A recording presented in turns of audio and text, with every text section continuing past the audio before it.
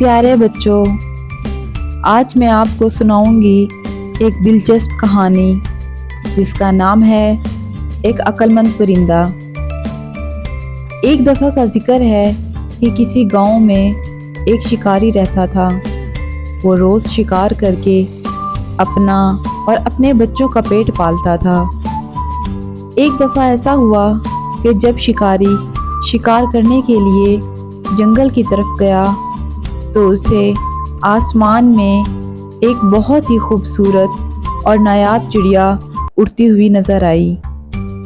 چڑیا کو دیکھتے ہی شکاری کے منہ میں پانی آ گیا اور سوچنے لگا کہ اگر کسی طرح یہ نایاب چڑیا میرے ہاتھ لگ جائے تو اس کو بازار میں مہنگے داموں بیچ کر خوب پیسے کماؤں گا۔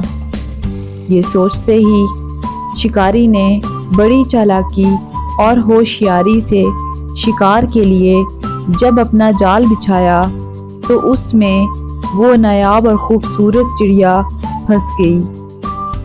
چڑیا کو جال میں دیکھ کر شکاری اپنی اس کامیابی پر بہت خوش ہوا اور دل ہی دل میں اس چڑیا کو فروخت کرنے کے منصوبے بنانے لگا۔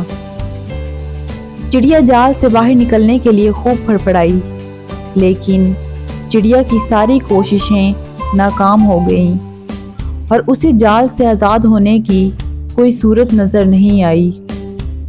تھوڑی دیر بعد اس نے شکاری کو بڑے اطمینان سے دیکھا اور کہنے لگی، اے عقل مند انسان، ذرا میری بات تو سنو۔ میں ایک چھوٹی سی چڑیا ہوں، مجھے پکڑ کر تمہیں کوئی فائدہ نہیں ہوگا۔ اگر تم مجھے ذبح کرتے ہو تو تھوڑے سے گوشت اور چند ہڈیوں کے علاوہ کچھ نہیں ملے گا، اور اگر تم بازار میں فروخت کرتے ہو تو چند پیسوں کا تم کیا کرو گے؟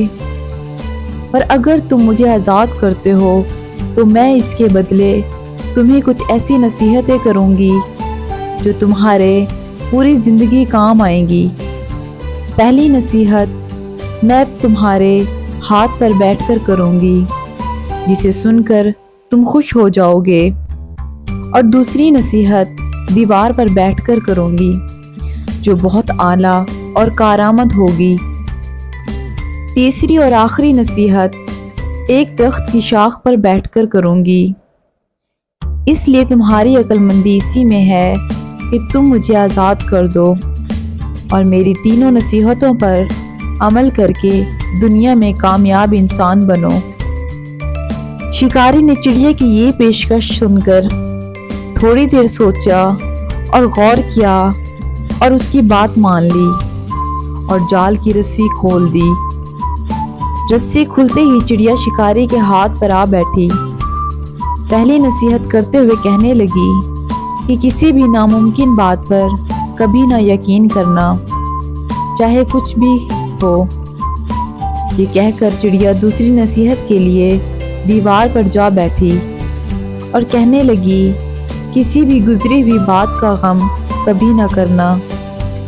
میرے اندر ایک ایسی قیمتی موتی ہے جسے پا کر تم اور تمہارے گھر والے خوب عیش و عشرت سے زندگی گزار سکتے تھے، مگر تمہاری قسمت پر افسوس، تم نے مجھے آزاد کر کے ایک ایسا قیمتی موتی کھو دیا ہے۔ یہ سن کر شکاری زور زور سے رونے لگا اور کہنے لگا کہ میں بے وقوف، یہ میں نے کیا کر دیا؟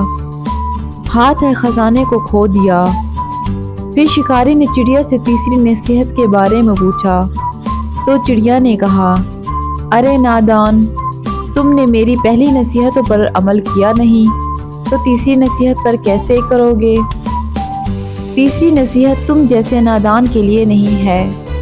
یہ کہہ کر چڑیا پھر سے اڑ گئی اور شکاری دیکھتا رہ گیا۔ تو دیکھو بچوں، کیسے عقل مند چڑیا شکاری کے ہاتھ سے بچ گئی۔